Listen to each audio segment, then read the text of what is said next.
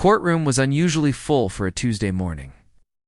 At the front of the room sat Judge Harold Whitmore, 71 years old, 35 years on the bench, a man who believed he had seen everything. He adjusted his glasses, scanning the docket with visible impatience. "Next case," he muttered. The bailiff stepped forward. "Case 47B, civil complaint regarding unlawful property seizure." A woman slowly stood from the second row. She wore no expensive suit, no designer handbag, no visible sign of influence. Just a simple navy dress, minimal jewelry, calm posture. Her name was listed as Monica Reynolds. She walked forward with quiet confidence. Judge Whitmore barely looked up. "You're representing yourself?" he asked, already sounding annoyed. "Yes, Your Honor." A faint chuckle escaped from somewhere behind her. Whitmore leaned back in his chair. "So no attorney, no legal counsel?" "Yes, Your Honor." He smirked. "This should be efficient, then." A few people in the gallery laughed softly. Monica didn't react. She calmly placed a thin folder on the podium. Whitmore flipped through the initial complaint without interest. "Yes. And you believe the county acted improperly?" "Yes, Your Honor." He sighed dramatically. "Miss Reynolds." She remained still. "I understand procedure very well." That line caught a few people's attention. Whitmore raised an eyebrow. The courtroom gave a few approving nods. Monica's hands rested calmly on the podium. "I'm aware," Whitmore interrupted her. Monica inhaled slowly. "Your Honor, I am prepared to proceed." Whitmore's lips tightened. "Very well. Let's hear this." Argument. She opened her folder. Her voice was calm. Whitmore interrupted again. "Ma'am, this is not a constitutional symposium." "Ms. Reynolds," Whitmore said sharply. "I'm well aware of the Fourth Amendment." The word hung in the air. She looked around the courtroom. Whitmore leaned back again. "Do you have any formal legal training, Ms. Reynolds?" The question landed heavy. The gallery quieted. Monica responded evenly. "Yes." Whitmore tilted his head. Oh, he expected something small. She held his gaze. "Federal judiciary." A few confused whispers filled the back row. Whitmore narrowed his eyes slightly. "Be specific." Her voice did not waver. Whitmore gave a short laugh. "As what? A clerk?" Soft laughter again. Monica didn't answer immediately. She simply returned to her folder. "Your Honor, may I continue?" Whitmore waved his hand dismissively. "Proceed."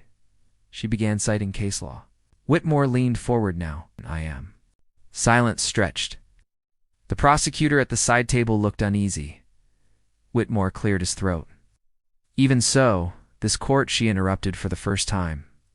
"Respectfully, Your Honor." With all due respect, constitutional jurisdiction does not shrink at the county line. The sentence landed like a quiet thunderclap.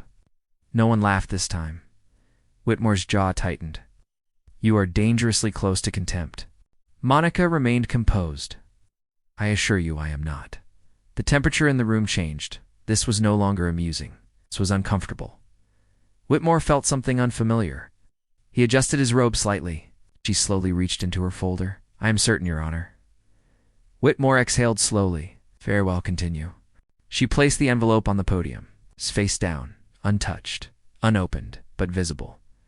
And for the first time that morning, "Your Honor, I have a few questions for the witness." "Young man, you've stated multiple times that you saw the defendant, my client, at the scene of the crime. You're quite certain about that, aren't you?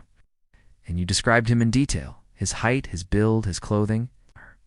You even said you saw his face clearly under the streetlight. Your testimony is the cornerstone of the prosecution's case. Now, you also mentioned that you were on the other side of the street, about 50 feet away. Is that correct? You claim your vision is perfect? 20/20ths? Impressive? Let's test that, shall we, Your Honor? May I approach the witness? Thank you. I'm standing about 10 feet from you now. Can you read the top line on this chart I'm holding? Now. Good. Now, what about the 5th line down? Struggling a bit? That's all right. Let's make it easier. The 3rd line? You can't read it? Interesting. For the record, a person with 20/20ths vision can easily read the 8th line from 20 feet away. You can't even read the 3rd line from 10 feet. Objection, Your Honor. Relevance. It is highly relevant, Your Honor. The witness's ability to identify my client from 50 feet away at night is the entire basis of this case. And I've just demonstrated that his eyesight is, to put it mildly, unreliable. Sustained, proceed, counselor, but make your point. Thank you, Your Honor. My point is this. How can we trust an identification made from 50 feet away by someone who couldn't read a sign from 10 feet away? The prosecution has built its case on a foundation of sand. On the testimony of a witness who, with all due respect, couldn't have possibly seen what he claims to have seen. He's called my approach unconventional and my defense flimsy. He even made a comment about my youthful idealism. He looks at me and sees a junior lawyer, perhaps someone fresh out of law school, fumbling her way through her first big case. He assumes I'm out of my depth. He assumes I don't belong here. He assumes I don't understand the gravity of this court, the weight of the law. These are dangerous assumptions. Assumptions can cloud judgment. Assumptions can lead to wrongful convictions.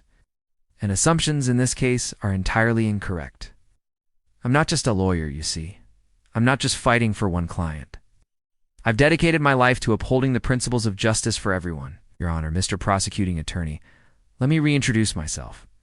My name is Dr. Eris Thorne. And while I am representing the defendant here today, my usual place of work is a few blocks from here. On a typical day, you wouldn't find me here arguing a case. You'd find me in Washington, D.C., at 1 First Street, Northeast.